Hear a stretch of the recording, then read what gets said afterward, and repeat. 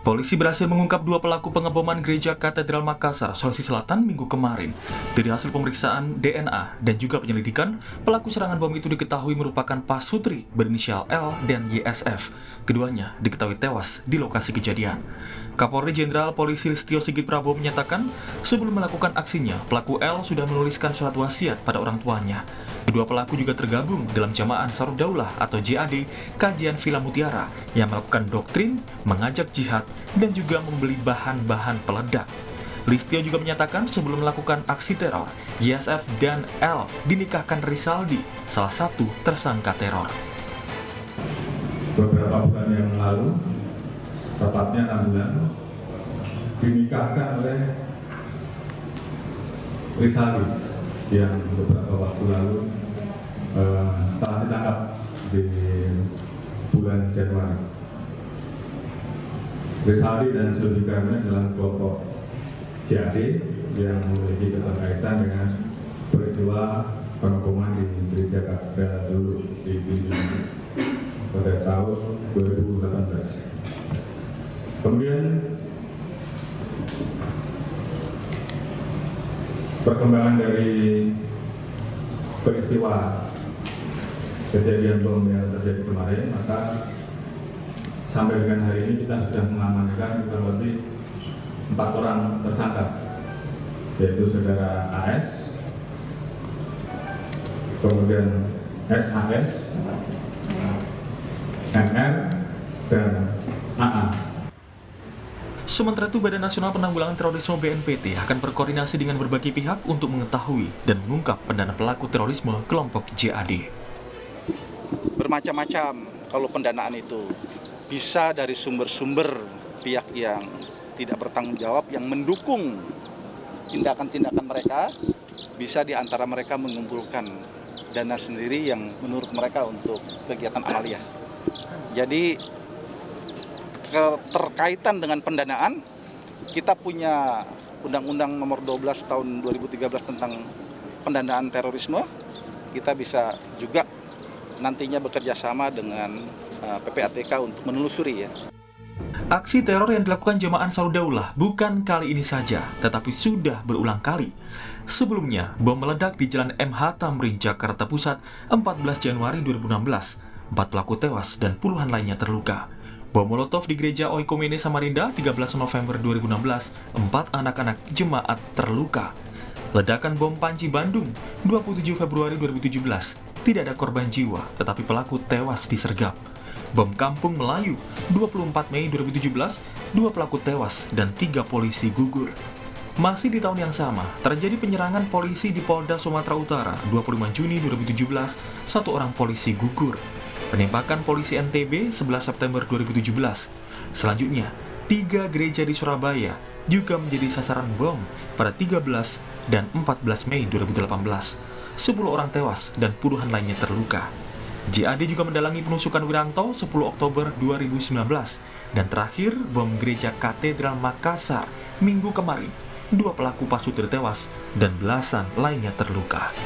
Jamaah Ansarud Daulah atau JAD merupakan inisiatif napi terorisme Aman Abdurrahman, dibentuk tahun 2015 oleh 21 organisasi terorisme, MIT, MIB, Ikhwan Mujahid Indonesia, Fil Jazirah Al-Muluk, Khilafatul Muslimin, dan lain-lain.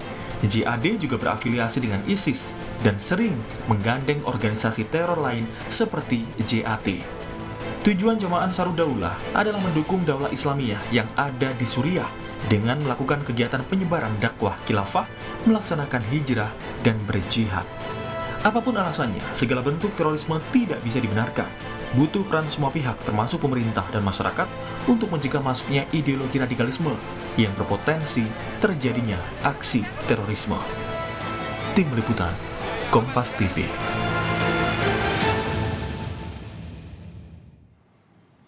Jamaah Ansarud Daulah atau JAD berada di balik aksi teror bom bunuh diri di Gereja Katedral Makassar. Pelakunya, pasangan muda berinisial L dan YSF, diketahui merupakan pasangan muda yang baru 6 bulan menikah dan dinikahkan oleh seorang anggota JAD yang tewas dalam penggerebekan pada Januari lalu. Mengapa paham radikalisme begitu mudah mempengaruhi orang muda untuk melakukan aksi teror dan bagaimana kekuatan jaringan JAD dalam merekrut dan membuat aksi teror di Indonesia? Pagi ini kita akan membahas dengan sejumlah narasumber yang sudah tersambung melalui daring. Di antaranya ada pakar terorisme Mas Al Haidar, ada pakar intelijen keamanan Mbak Susiani Tias Nevo Handayani Kertapati, dan juga Pak Ansyad Mbai, mantan Kepala Badan Nasional Penanggulangan Terorisme. Selamat pagi Pak Ansyad, Mas Haidar, dan juga Mbak Nuning. Ya. Selamat pagi. Terima kasih sudah bergabung semua bersama kami.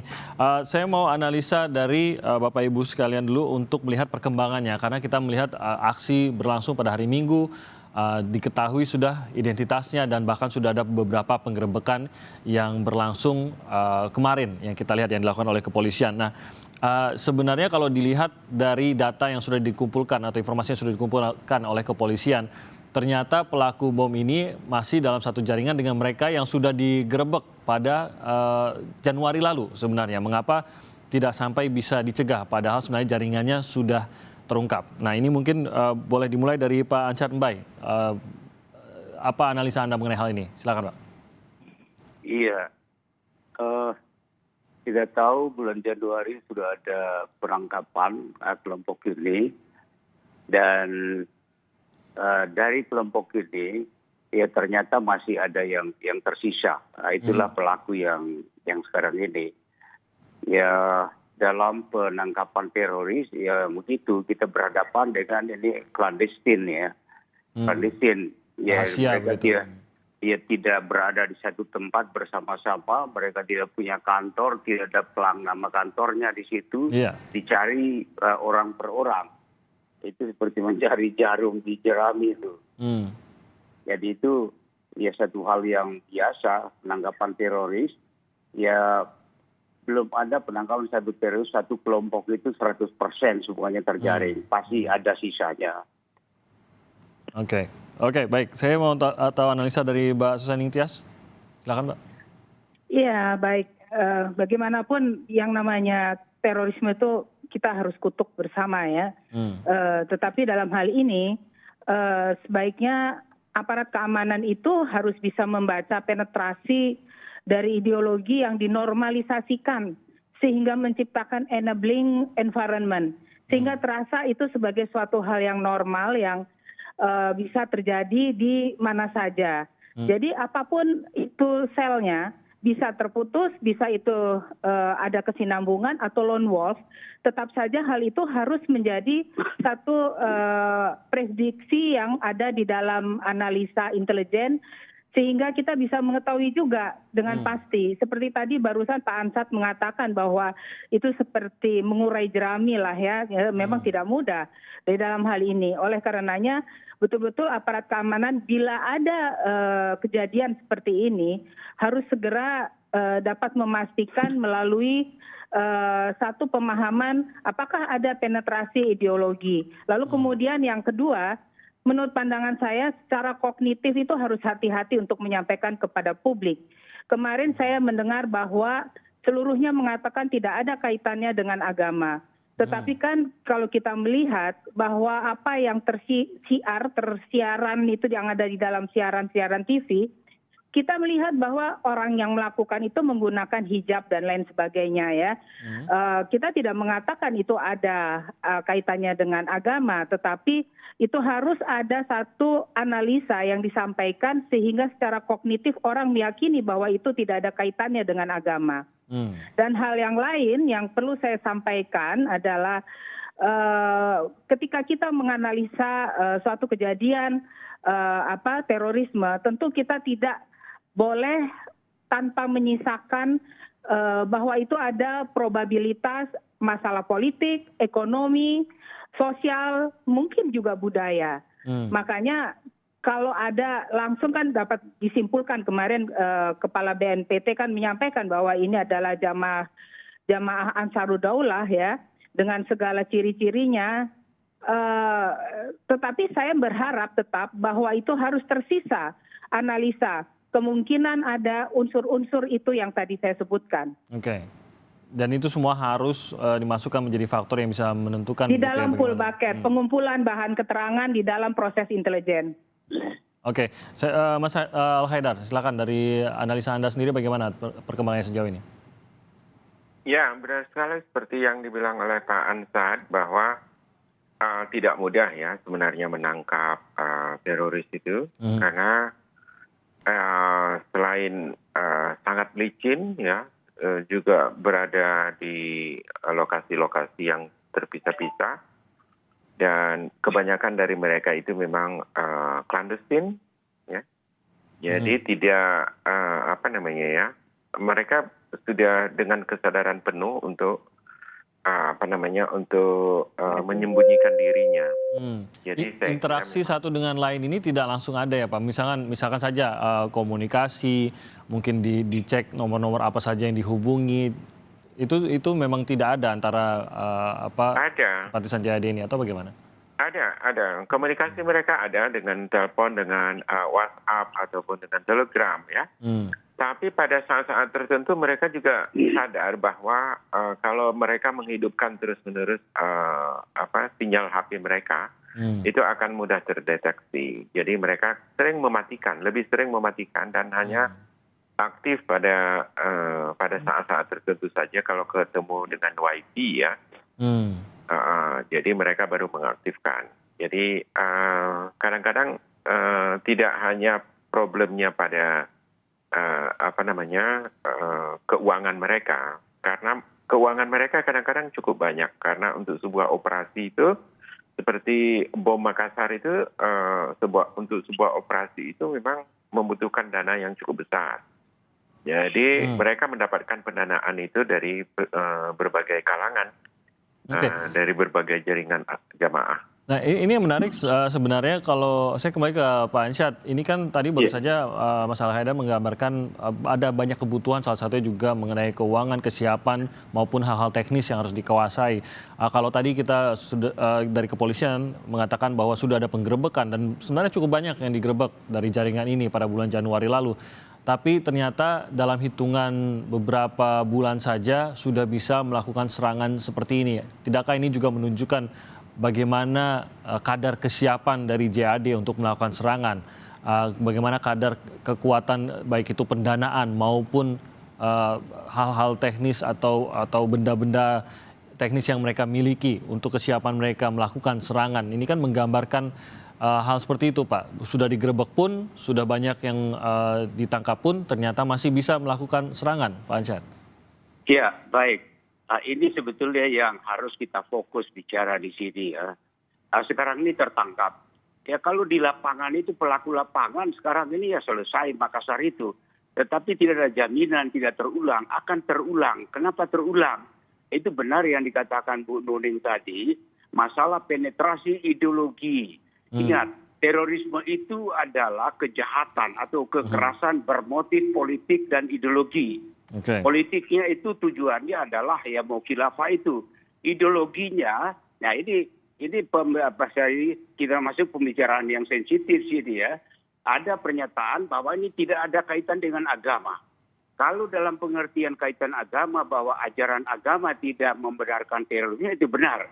Tetapi semua teroris yang sekarang ini mendasarkan argumentasinya pada dalil-dalil agama. Nah inilah yang disebut dengan ideologi radikalisme atau ekstremisme, yaitu ideologi yang dibangun di atas penyesatan atau manipulasi atau distorsi ajaran agama. Nah sekarang kita bicara masalah terorisme, ya kalau sekarang itu pelaku lapangan itu pasti sudah selesai, tapi bagaimana supaya tidak terulang? Ya, selama penetrasi ideologi, selama ada orang-orang yang terus mengkhotbahkan, mendakwakan dalil-dalil keagamaan yang dimanipulasi sehingga mendorong orang melakukan aksi teror, itu tidak akan selesai. Jadi lebih baik sekarang kita fokus siapa ini yang suka menebarkan ideologi radikalisme ini. Apa itu ideologi radikalisme ini? Mereka itu mendasarkan pada dalil agama. Contohnya bahwa sistem kenegaraan kita ini harus khilafah. Oleh karena itu tujuan politik mereka harus mendirikan khilafah. Yang kemudian yang tidak setuju itu kafir. Pemerintah itu kafir sekarang ini. Presiden itu kafir bagi mereka. Nah ini siapa yang harus menyetop ini? pelakunya itu ada di Jakarta. Ada di Jakarta, di tingkat atas politik ini. Itu di tengah jalan mereka pakai tua teriak-teriak itu. Yang membawa-bawa nama Tuhan, menghalalkan aksi kekerasan, aksi terorisme. Inilah yang harus kita fokus. Orang-orang yang suka membawa-bawa nama Tuhan. Kafir. Ini Pak Jokowi kafir. Ya menteri-menteri ini kafir. Inilah membawa-bawa nama Tuhan, melakukan kejahatan. Nah, sekarang bagaimana menghadapi ini? Ya bukan di lapangan, Pak. Kalau di lapangan itu percayakanlah, Densus itu sudah profesional. Kita diakui internasional. Tapi selama orang yang menjajakan dalil-dalil agama, yang notabene di sini adalah yang dimanipulasi, yang didistorsi pemahamannya. Contoh, itu khilafah, pemahaman takfiri, harus dibunuh halal darahnya, kemudian al-hakimiyah. Narasi-narasi inilah sebenarnya yang harus dilawan ya Pak. Membuat hukum hanya Tuhan. Lihat Abu Bakar Basir diadili tidak pernah mau bicara. Dia tidak mau diadili dengan hukum Tuhan. Itulah ideologi yang harus kita konsentrasi sekarang memahami ini. Nah, bagaimana menangani ini? Pendekatan politik dan ideologi sekarang. Jadi ini tidak bisa diserahkan kepada aparat keamanan saja. Berapa ribu polisi, tentara dideret sana di lapangan menjaga sasaran target mereka. Tambah senang teroris, akan makin banyak yang korban mereka dari aparat.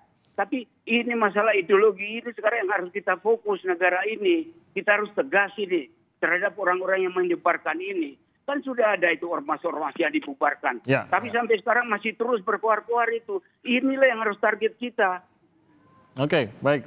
Dan tampaknya Mbak Nuning bisa menambahkan, tapi ditahan dulu. Mbak Nuning, kita akan kembali dulu usai jeda berikut ini. Dan nanti saat kembali kita juga mau bicara mengenai pola rekrutmennya. Tadi kita juga membahas di Harian Kompas juga mengungkap bahwa tampaknya memang JAD ini punya satu karakteristik, yaitu fokus untuk merekrut anak muda atau bahkan pasangan muda. Kita akan bahas usai jeda berikut ini.